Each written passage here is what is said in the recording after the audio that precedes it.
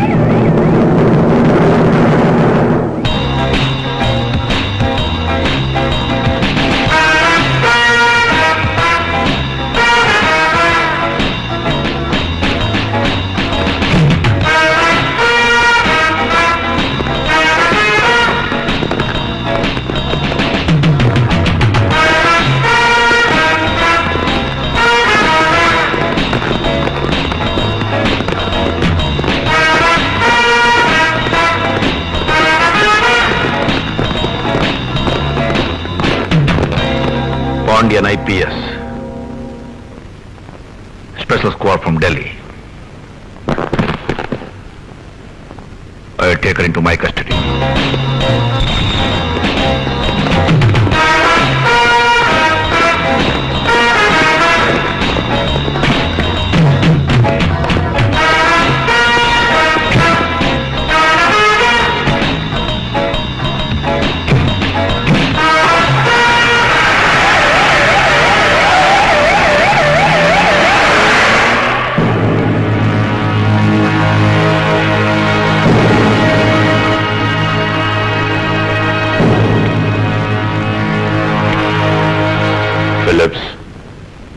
பாண்டியன் சும்மா இருக்க மாட்டான். பெரிய சாமி சின்ன சாமி கொலை வழக்கு முடிகிற வரைக்கும் நீ நம்ம பழைய கட்டடத்தில் ஒழிஞ்சிரு. நான் சொல்ற வரைக்கும் நீ வெளியே தலை காட்டக்கூடாது. சரி.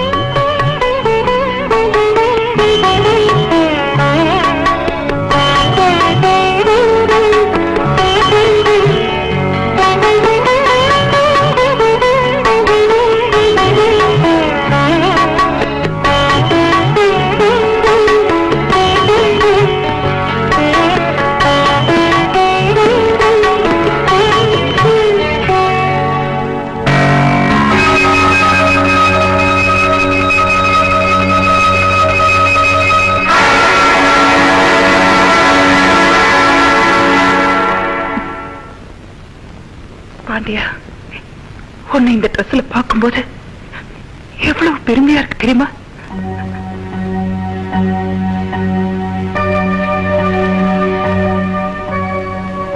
பாண்டியா, இவ்வளவு பெரிய பதவியில இருக்கிற நீ இதையே எங்க கிட்ட மறைச்ச. ஆரம்பத்திலே சொல்லியிருந்தா அம்மா நான் தங்கச்சி எவ்வளவு சந்தோஷப்பட்டிருப்போம். சொல்ல முடியாத சூழ்நிலை. உங்ககிட்ட சண்டை போட்டு நான் டெல்லிக்கு போனேன். அங்க போலீஸ் ட்ரைனிங் எடுத்து படிப்படியா படிச்சு முன்னேறி இந்த பதவிக்கு வந்த உங்க காதலன் அசோக் என்னுடைய நெருங்கிய நண்பன். ஒரு நாள் டிஜிபி என்னை கூப்பிட்டார். அசோக் குமாருக்கு பரமேஸ்வரனால ஆபத்து ஏற்பட்டிருக்கலாம். இன்னொரு தகவல் இருக்கு. மெட்ராஸ்ல இருந்தப்ப ஒரு பொண்ணோட அவருக்கு தொடர்பு இருந்ததாகவும், கல்யாணம் பண்ணிக்கிறதுக்கு முன்னாடி அவருக்கு ஒரு குழந்தை இருந்ததாகவும், அசோக் குமார் கல்யாணம் பண்ணிக்காம தன்னை கைவிட்டதால அவங்களால கூட அவருக்கு ஆபத்து வந்திருக்கலாமோன்னு டிபார்ட்மெண்ட்ல ஒரு பெரிய சந்தேகம் இருக்கு. அந்த பொண்ணு ஒரு போலீஸ் ஆபீசர், பேரு விஜயலட்சுமி. இது அவங்களோட போட்டோ.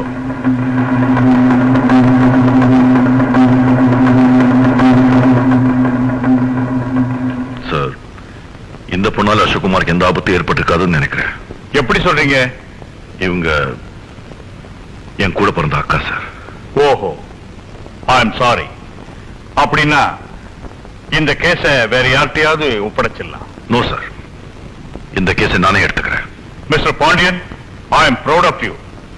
உங்க மேல எனக்கு நம்பிக்கை இருக்கு. பட் ஒன் திங், இந்த விஷயம் வேற யாருக்கும் தெரியக்கூடாது. நம்ம டிபார்ட்மெண்ட்டுக்கு கூட தெரியக்கூடாது. எந்த உதவி தேவைப்பட்டாலும் தகவல் கொடுங்க, ஏற்பாடு செய்யறேன். அவசியம்னா கமாண்டர்ஸையும் அனுப்பி வைக்கிறேன். Wish you all the best. Thank you sir. கூட பிறந்த அக்காவையே கொலைகாரியா இல்லையான்னு கண்டுபிடிக்கத்தான் இந்த பாண்டியன் ஐபிஎஸ் சென்னைக்கு வந்தா. இந்த உண்மை உங்ககிட்ட எப்படி சொல்லிருக்க முடியும்? என் அக்கா மேல தவறா படிச்சு வந்திருக்காங்க டிபார்ட்மெண்ட்னு நான் புரிஞ்சுக்கிட்டேன். அப்படின்னா அசோக் பத்தி உனக்கு ஏதாவது தகவல் தெரிஞ்சதா? முழுசா விவரம் தெரியல. கிடைச்ச தகவல் படி ஐ எம் சாரி, அசோக்குமார் உயிரோட இல்லை. நாம இப்படி ஒரு சூழ்நிலை சந்திப்போம்னு கனவு கூட நினைக்கல. அது விதி. செய்யாத தப்புக்கு கொலைகாரிங்கிற பட்டத்தை வாங்கிட்ட. என் கையில துப்பாக்கி, அதுல என்னோட ரேகை. நான் சுடலன்னு சொன்ன இனிமே யார் நம்புவா? அப்படின்னா உங்களை சுட்டது யாரு? அங்க நடந்ததை சொல்றேன்.